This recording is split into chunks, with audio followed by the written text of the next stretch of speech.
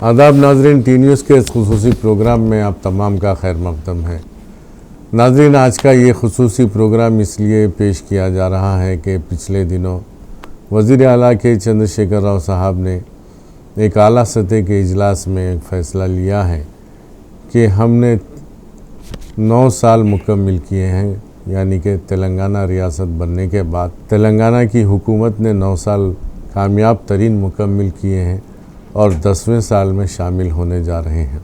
इस सिलसिले में एक जश्न का माहौल होना चाहिए सारी रियासत में। और 2 जून यानी कि योम तासीस माना जाता है जब तेलंगाना मिला था, और 2 जून को फॉर्मेशन डे करार दिया गया।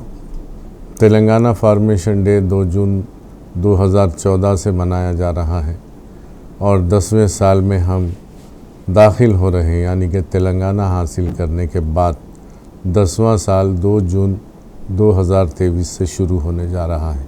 तो नाज़रीन, इस सिलसिले में बात करेंगे और तफसीलात बयान करेंगे आली जनाब मोहतरम AK खान साहब, जो मुशीर है अक़लियती बहबूद के रियासत तेलंगाना के, हुकूमत तेलंगाना के अक़लियती बहबूद के वो मुशीर हैं।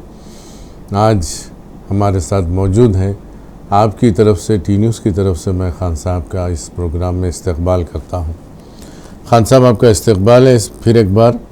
हमें भी अच्छा लगता है यहाँ जो एक प्रोग्रेस रिपोर्ट के शक्ल में जो भी काम हो रहा है उसको। तो सबसे पहले ये बताइए कि ये जो योम तासीस से जो जश्न शुरू होने जा रहा है रियासत भर में, वो कितने दिन का है और उसमें क्या क्या होगा? वैसे सारा जश्न 21 दिन के लिए है। इसमें से हमारे लिए जो अहमियत रखने वाले दिन जो हैं, जून 9 तारीख अक़लियती बहबूद के जो भी काम काज हुआ है उसके बारे में अवाम के सामने उसको पेश करना, क्या क्या काम हुआ है गुज़िश्ता 9 साल के दौरान। और 21 तारीख को भी हम लोग, क्योंकि उस दिन तालीम और पढ़ने लिखने के मामले में जो भी तरक्की हुई है स्टेट में, उस दिन भी क्योंकि अक़लियतों में जो पढ़ने लिखने का माहौल बढ़ा है गुज़िश्ता 9 सालों के दौरान, वो जो स्टैटिस्टिक्स हैं जो हमारे पास हकीकत है उसको पेश करने का भी एक मौका है हमारे लिए। तो हम लोग देख रहे हैं कि 9 और 21 तारीख के दिन, ये दोनों दिन सारे अजलाओं में और शहर हैदराबाद में एक माहौल ऐसा हो जहां समाज के सामने हम लोग पेश करेंगे कि जो काम हुआ है हमारी तरफ से, यानी कि रियासत तेलंगाना की तरफ से जो स्कीम्स बनाए गए हैं गुज़िश्ता 9 साल के अंदर कहाँ तक अंजाम लिए हैं। जैसा कि एक आम आदमी की ज़रूरत है रोटी, कपड़ा और मकान जी, तो इसमें तो बेशक हुकूमत ने ज़बरदस्त कारकर्दगी की है पिछले 9 साल में और आगे भी करती है। उसके अलावा आपकी नज़र में क्या है जो 9 साल में जो दूसरे नहीं कर सके वज़ीर आला के चंद्रशेखर राव ने किया है? सबसे पहले देखिए, अब हम लोग इतने सारे रियासत हैं मुल्क में, हम कहीं बाहर जाते रहते हैं, आते रहते हैं। यहाँ पर एक माहौल जो बनाया गया है रियासत तेलंगाना में कि हर एक शहरी यहाँ बराबर का हकदार है और जितने भी स्टेट रिसोर्सेज हैं इसमें हर एक का हक बनता है, चाहे वो माइनॉरिटी से हो या मुसलमान हो, क्रिश्चियन हो या हिंदू हो, जो भी हो, सबको एक नज़रिए से देखने का माहौल जो पैदा किया गया है, मैं समझता हूँ कि ये जो कॉन्फिडेंस दी गई है हर सिटीज़न को, एहसास से कमतरी नहीं है। ये जी जो ये एहसास जो दिलाया गया है, ये सबसे बड़ा फ़ायदा है तेलंगाना में। आज यहाँ पर हर एक शहरी बराबर हकदार मानता है। जो भी यहाँ पे तरक्की हो रही है इसमें मेरा भी हिस्सा है और मेरी भी जिम्मेदारी है इस स्टेट को डेवलप करने में। तो ये जो माहौल बनाया गया है ये सबसे बड़ा फ़ायदा है। बहुत सारे रियासतों में हम लोगों को आजकल ये माहौल नज़र नहीं आता है, तेलंगाना में है ये सबसे बड़ा बेनिफिट है। अब ठीक है, माशी तौर पर और बहुवती तौर पर जो भी काम हुआ है ये अपनी जगह है। बहुत सारे स्कीम्स 2014-15 में जब नया स्टेट का आगाज़ हुआ था, जब से जो मंसूबे बनते गए, इनको हकीकत में तब्दीली करना, ये इससे जिस तरह से जो जनरल पॉपुलेशन है, जो माइनॉरिटीज़ हैं, इनको जो फ़ायदा पहुंचा है ये अपनी जगह है। और लाइन ऑर्डर के मामले में तो सारी दुनिया कायल हो जी गई। जी, देखिए 9 साल के दौरान कहीं भी आप एक कम्युनल वायलेंस हो या कम्युनल प्रॉब्लम जो आए हैं, ऐसा माहौल ही नज़र नहीं आता। क्योंकि मैं खुद पुलिस ऑफिसर रहा हूँ मेरे सारे करियर में। शहर हैदराबाद में कोतवाल भी था, उससे पहले डिप्टी कमिश्नर, जॉइंट कमिश्नर, अजलाओं में भी जैसे नलगोंडा हो या करीमनगर हो, बहुत सारे डिस्ट्रिक्ट्स में भी काम कर चुका हूँ। ये तो बहुत आम लेकिन बात पहले ऐसा क्यों नहीं था माहौल, क्यों कंट्रोल नहीं होता था लाइन ऑर्डर? क्या पॉलिटिकल मदाखलत बहुत ज़्यादा होती थी आपके ज़माने में? जी, वो भी है। उसके साथ ही साथ क्या है, पॉलिटिकली एक स्ट्रॉन्ग मैसेज भेजना बहुत ज़रूरी है। जैसे वज़ीर आला हमेशा कहते रहते हैं कि किसी हालत में कम्युनल डिस्टर्बेंस को बर्दाश्त नहीं किया जाएगा। ये एक स्ट्रॉन्ग मैसेज जो पुलिस डिपार्टमेंट में जाता है, जो समाज में जाता है, उसके बुनियाद पर बहुत सारा कंट्रोल होता है।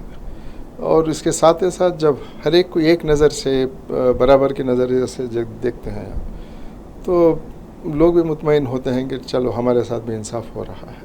तो ये एक कम्युनल हार्मनी का एक माहौल बनता है। अब देखिए तेलंगाना में पहले से है गंगा जमनी तहजीब, या पहले यानी कि मैं 100 साल, 150 साल, 200 साल पिछली बात कर रहा हूँ, जब से भी सारे कम्युनिटीज़ यहाँ पर मिलजुल कर रहने का एक माहौल रहा है। बीच में डिस्टर्ब हुआ है 1970s से लेते हुए 80s, 90s, 2005-10 तक ये माहौल चला है। जब मैं कमिश्नर था जब भी बहुत बड़े पैमाने में कम्युनल डिस्टर्बेंसेस हुए, 2010 की बात कर रहा हूँ जी। आज वो माहौल ख़त्म हो गया है, और सुकून का, चैन का माहौल, जो अब हर एक भी अपने अपने तरक्की और अपना जो रोज़गार है इस पर तवज्जो देना, यूनिवर्सिटीज़ में या जब बाहर जो स्टूडेंट्स हैं अपने इल्म तालीम पर पूरी तरह से ध्यान देना, ऐसा एक माहौल बनाया गया है इधर। ये वज़ीर आला के सोच से आया है ये, और सारे एडमिनिस्ट्रेशन में आज क़ायम है।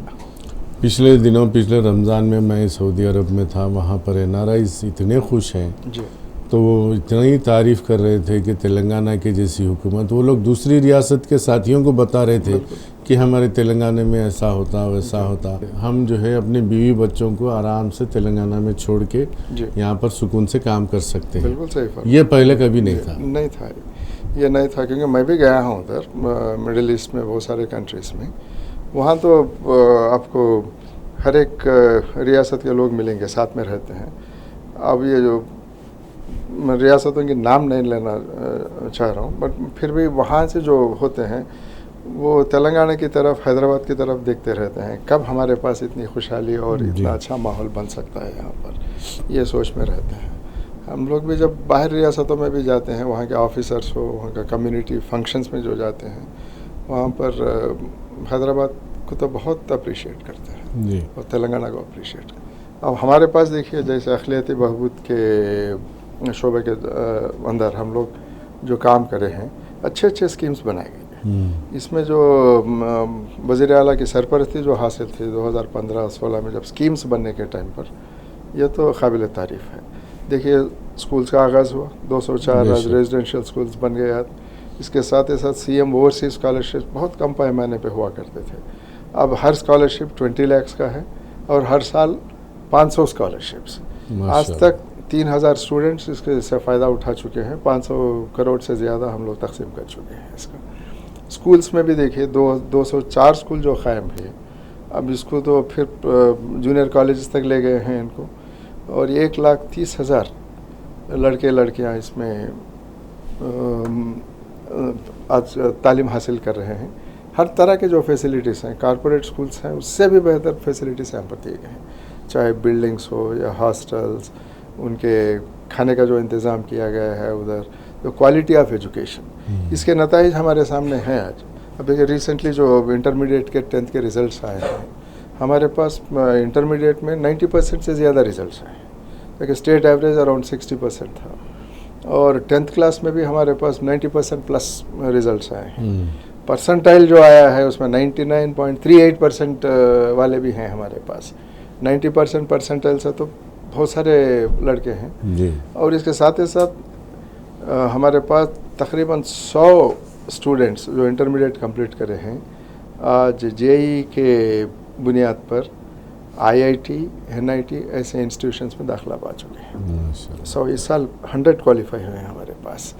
अब ये नंबर जो है BC welfare, SC welfare, ST welfare, जहाँ पर इनके स्कूल्स कॉलेजेस बहुत पहले शुरू हुए थे, उनसे भी बेहतर हैं हमारे रिजल्ट्स, उनसे भी बेहतर हैं। इसका एक इम्पोर्टेंस ये है कि पहले से हमारे में वो शौर था और पढ़ने लिखने की काबिलियत थी, मौका नहीं था। जो सीएम साहब सोच के ये स्कूल शुरू, मौका तो था लेकिन सहूलतें ऐसी नहीं थी। बिल्कुल सही बात। इस तरह के सहूलतें, यानी कि अच्छी टीचिंग फैकल्टी, अच्छे हॉस्टल्स, एडमिशन्स का देखिए अभी स्कूल्स कॉलेजेस खुलने के लिए अब 20-25 दिन है, अभी जून 12 को, मगर आज हमारे पास 204 स्कूल्स कॉलेजेस में से 173 स्कूल्स में 100% एडमिशन्स हो गए माशाल्लाह। अब 31 ऐसे हैं जहाँ 5-10 सीट बाकी हैं। मैं समझता हूँ 12 तारीख तक हो जाएंगे इंशाल्लाह। 100% स्ट्रेंथ के साथ इस साल हम लोग आगे बढ़ेंगे। और एक बात भी है इसमें, जो मुझे अच्छा याद है जब ये स्कूल्स लग रहे थे जी, शुरुआत हुई थी, आप और मैं जो है सिरसिला के गलियों में फिरे थे हम जी, सिरसिला के गलियों में बच्चों को लोग छुपा दे रहे थे, एप्लीकेशंस फिल कर रहे थे हम लोग, कोई आने के लिए तैयार नहीं थे, लोग पेरेंट्स छुपा दे रहे थे जी। आज वैसा नहीं है, आज अल्लाह का फजल। और हर एक सीट के लिए 4 एप्लीकेशंस हैं हमारे पास जी, उसमें से एक को चुनना मुश्किल हो रहा है। और बहुत डिमांड भी है, बढ़ता जा रहा है कि और भी शुरू करना चाहिए। हज का सीज़न है जी जी, तो हज के जो है ट्रेनिंग कैंप्स वगैरह भी चल रहे हैं जी, और हज कैंप भी शुरू होने वाला है, ज़रा उस पर भी रोशनी डालिए। अब देखिए, अब रियासती हज कमेटी के जानिब से इस साल तकरीबन 6000 हाजियों को रवाना करेंगे हम इंशाल्लाह यहाँ से। उनका सिलेक्शन हो गया है और इनकी रवानगी 7 जून से शुरू होने वाली है। फर्स्ट फ्लाइट उस दिन है, उसके बाद में हर दिन 3 फ्लाइट रहेंगे। अच्छा, 150 की इस बार विस्तारा एयरलाइंस है। हालांकि हम लोग बहुत कोशिश करके सऊदी एयरलाइंस, एयर इंडिया यहाँ पर लाए थे, मगर इस बार जो मरकज़ी हुकूमत है, बहुत सारे जो फ़्लाइट्स हम यहाँ पर लेके आए थे वो दूसरे रियासतों को डाइवर्ट कर दिए। यहाँ हमारे पास विस्तारा एयरलाइंस का बहुत कोशिश करें हम लोग इसी पहले के जैसा सऊदी या एयर इंडिया से करवाएंगे, मगर फिर भी विस्तारा मगर छोटे हैं 150 कैपेसिटी के हैं, तो इसीलिए हर दिन 3 फ्लाइट्स यहाँ से रवाना होंगे और 20-21 दिन के अंदर सारे हाजी इंशाअल्लाह मस्कत से होते हुए जा रहे हैं। इस बार जद्दा पहुँच जाएंगे, वहाँ से तो मस्कत में रुकेंगे ना? मस्कत में टेक्निकल हॉल्ट है। अच्छा। वैसे नीचे डीबोर्ड नहीं करेंगे उनको, तो मतलब ये फ्लाइट इतनी छोटी है कि सीधा जिद्दा तक नहीं जा सकते, क्योंकि रिफिलिंग करना जरूरी है। अच्छा। रिफिलिंग करना ज़रूरी है। इससे एक प्रॉब्लम ये है कि इससे पहले 4.5 से 5 घंटे के दौरान डायरेक्ट फ्लाइट में चले जाते थे। अब वो जो सफ़र करने का टाइम है उसमें 2.5 घंटे का इजाफा हुआ है, 7.5 आवर्स हो रहा है। तो ये एक है, बाकी सारे एस्पेक्ट्स में सेम है, उसमें कोई फ़र्क नहीं है। और इससे तो पहले 5 तारीख को रिपोर्ट करना पड़ेगा ना, ये लोग 7 को जाने वाले? जी वो हैं, मगर जो मकामी लोग हैं जो शहर हैदराबाद के हैं, हमेशा 50% हाजी से ही के होते हैं, तो उनको 10 घंटे पहले रिपोर्ट करने के लिए इंस्ट्रक्शन दिया गया है। और सारी तैयारियां तो पूरे कर चुके हैं। शफीउल्लाह साहब तो हज कैंप्स में एक्सपर्ट हो गए। जी हर साल करते जा रहे हैं, अच्छी तरह से करते हैं। वहीं पे रह जाते हैं वो, हज के सीज़न में हज हाउस में ही अपना क़याम पूरा वहीं पे रहता है उनका, रात दिन वहीं पे रह के मेहनत करते हैं। मैं समझता हूँ कि टीम भी अच्छी है, उनके साथ अच्छी टीम भी बना ली है। तो इस बार भी इंशाल्लाह हज का सीज़न कामयाब चलेगा यहाँ से। और जितने सहूलतें फराम करना है हाजियों, वैक्सीनेशन तो हो गया होगा? वैक्सीनेशन हो गया, 95% हो गया है। अब 5% जो है, 4 हॉस्पिटल्स हैं हैदराबाद में, जहाँ चाहे वहाँ जाके करवा सकते हैं वो। लेकिन इस बार बहुत अच्छी सहूलत दी है आप लोग जी, डिस्ट्रिक्ट्स में जो है, जहाँ के वहीं कर ले रहे जी, जहाँ के वहीं पे कर ले रहे, जहाँ के वहीं पे कर ले रहे। इस बार और एक चेंज भी लाए सेंट्रल हज कमेटी से कि ऑल इंडिया हाजी जहाँ से भी जाना चाहें वो एम्बार्केशन पॉइंट चुन सकते हैं। अच्छा, तो इस बार काफ़ी नॉर्थ इंडियंस भी यहाँ से जाना पसंद करेंगे हैदराबाद से, ये एक बात हुई है। और थोड़े चंद आंध्रा के भी यहाँ से जाना चाह रहे हैं। वैसे इस बार विजयवाड़ा हम एम्बार्केशन पॉइंट है। कर्नाटक बीदर वगैरह के भी यहाँ से जाते हैं। हाँ, जो हैदराबाद कर्नाटका के हैं वो तो हमेशा यहीं से जाते हैं। और हैदराबाद महाराष्ट्र, अब तो आजकल महाराष्ट्र में आप भी जाके आ रहे हैं, देखे होंगे उधर पूरे दीवाने हैं तेलंगाना जी। वहाँ से उस्मानाबाद, औरंगाबाद, जालना, यहाँ ये जितने हाजी हैं सब उदगीर वगैरह, लातूर, उदगीर सब यहाँ से आते जी हैदराबाद से जाना पसंद करते हैं। तो इस साल भी बहुत सारे हाजी वहाँ के यहीं से जा रहे हैं। हम लोग और फिर हम लोग इल्म व तालीम के मैदान में अगर देखें जो काम हो रहा है, सिविल सर्विसेज का भी हाल ही में प्रिलिमिनरी एग्ज़ाम भी हुआ है, रिज़ल्ट्स भी आए हैं। अब रिज़ल्ट्स आना शुरू हो रहा है हमारे पास। यहाँ पर 100 जो स्टूडेंट्स को हम लोग सेलेक्ट करके उनकी तरबियत करते हैं, उसमें से देखिए सिविल्स में 1-2 तो आ रहे हैं, और साथ ही साथ बहुत सारे जो हायर लेवल जॉब्स होते हैं, जैसे स्टील अथॉरिटी में है, रिज़र्व बैंक ऑफ इंडिया में है, बैंक्स में ऑफिसर्स के जॉब्स हैं। ऐसे लास्ट टाइम हम लोग चेक करके भी देखे हैं, 100 में से 41 लड़के लड़कियां और कहीं ना कहीं ये तरह के जॉब्स में फिक्स हो चुके। और जो मौज़न इमाम का जो है वो एक अच्छा तोहफ़ा है हमारे पास यहाँ पर तेलंगाना में। 10,000 मौज़न इमाम ऐसे हैं, मसाजिद हैं हमारे पास, जिनको हर महीना 5,000 रुपये हदिया के तौर पर स्टेट गवर्नमेंट से दिया जाता है जी। तो वो स्कीम भी बहुत कामयाब चल रही है। और ये फ़ी रीएम्बर्समेंट का जो चल रहा है कॉलेजेस में, या जो स्कॉलरशिप्स देने का स्कीम जो है, ये भी अब तक तेलंगाना रियासत बनने के बाद गुज़िश्ता 9 सालों के दौरान 2,50,000 से ज़्यादा तलबा इसका फ़ायदा उठाए। और इससे वेलफेयर में जो स्कूल्स की बात होती है, साथ ही साथ सबसे बड़ा इम्पोर्टेंट स्कीम जो है शादी मुबारक का है। शादी मुबारक का देखिए हम लोग लास्ट वीक रिव्यू कर रहे थे, 2,55,000 ख़ानदान, इतने फैमिलीज़ को एक लाख रुपये का जो फ़ायदा पहुंचा है। तो 2,55,000 फैमिलीज़ हैं गुज़िश्ता 9 साल के दौरान। तसव्वुर करके देखिए अब कितना फ़ायदा पहुंचा है इनको, कितने आसानी से लड़कियों की शादियाँ आज हो सकते हैं। इसीलिए जो पहले हम लोग सुनते थे अरब मैरिजेस के बारे में, वो ख़त्म हो गया, वो तो अब ख़त्म। डेवलपमेंट इस तरफ हो रहा है, उसी के उस तरफ पुराने शहर में भी काफ़ी डेवलपमेंट हुआ है जी। और लोगों को रोज़गार मिल रहा है, फाइनेंशियली अच्छा डेवलप हुए हैं। तो ये सब ये 9 साल के दौरान जो फ़ायदा पहुंचा है अक़लियतों के लिए, ये काबिल तारीफ़ है।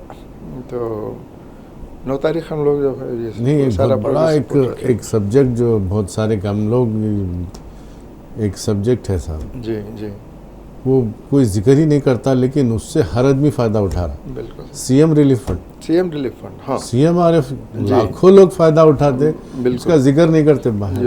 हम लोग इसलिए नहीं करते कि ये डायरेक्टली माइनॉरिटी वेलफेयर के तहत नहीं है, सीएम साहब के आला के बाद डायरेक्टली उसमें भी देखिए माइनॉरिटीज़ भी फ़ायदा उठाते हैं 100%।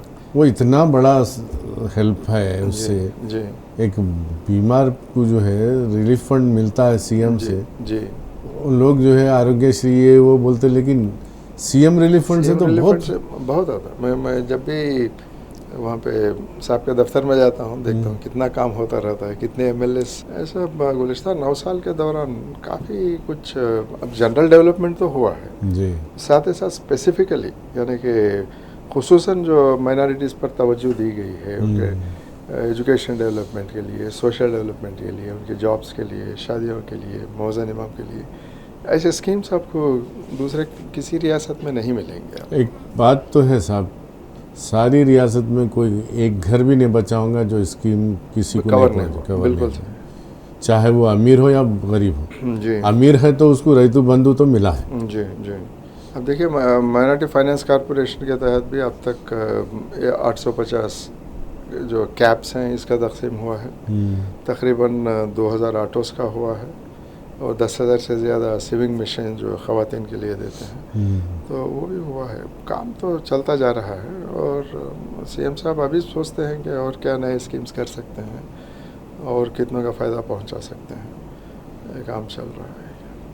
और दूसरे रियासतों में और मरकज़ी हुकूमत में भी ये बात आम हो गई है कि तेलंगाना मॉडल, अब माइनॉरिटी डेवलपमेंट के बारे में बात करना रहा, एक ही ये लफ्ज़ इस्तेमाल करते हैं, तेलंगाना मॉडल। उस तरह से दूसरे जगह भी इसका फ़ायदा होना चाहिए। आखिर तेलंगाना मॉडल का तो सब लोग इंतज़ार कर रहे हैं, महाराष्ट्र वाले तो तड़प रहे हैं। जी जी जी, आप जा रहे हैं ज़्यादा तेलंगाना महाराष्ट्र में, तो आप देखे होंगे खुद। जी, तो आप और क्या कहना चाहेंगे कि ये जो जश्न है इसमें अक़लियतों को किस तरह बढ़ चढ़ कर हिस्सा लेना चाहिए? तो हमारे स्टूडेंट्स तो सारे टिमरीज के जितने भी 1,30,000 हैं वो सब इसमें हिस्सेदार होंगे। साथ ही साथ जो भी स्कीम्स के बेनिफिशियरीज़ हैं, हमारी भी एक ज़िम्मेदारी बनती है कि जो फ़ायदा हमें पहुंचा है उसका शुक्रिया अदा करें और ये जश्न या जो भी सेलिब्रेशंस होते हैं अज़लाओं में या शहर हैदराबाद में, इसमें हम लोगों को भी शिरकत करना ज़रूरी है। जी, नाज़रीन, आपने देखा और सुना, जो भी सुना और जो भी देखा सब सही है, इसमें कोई एग्ज़ैगरेशन नहीं है, क्योंकि आप वाकिफ़ हैं हर चीज़ से। तेलंगाना रियासत सारी हिंदुस्तान के लिए एक नई मिसाल बन चुकी है। सब लोग चाहते हैं कि हमारे पास भी तेलंगाना जैसा माहौल हो, तेलंगाना जैसी तरक्की हो। तो नाज़रीन, आपकी तरफ से, टी न्यूज़ की तरफ से मैं हाली जनाब मोहतरम ए.के. खान साहब का तहे दिल से शुक्रिया अदा करता हूँ। अब दीजिए इजाज़त, क़य्यूम अनवर को मिलते हैं अगले प्रोग्राम में। देखते रहिए टी न्यूज़, तेलंगाना के दिल की धड़कन। खुदा हाफिज़।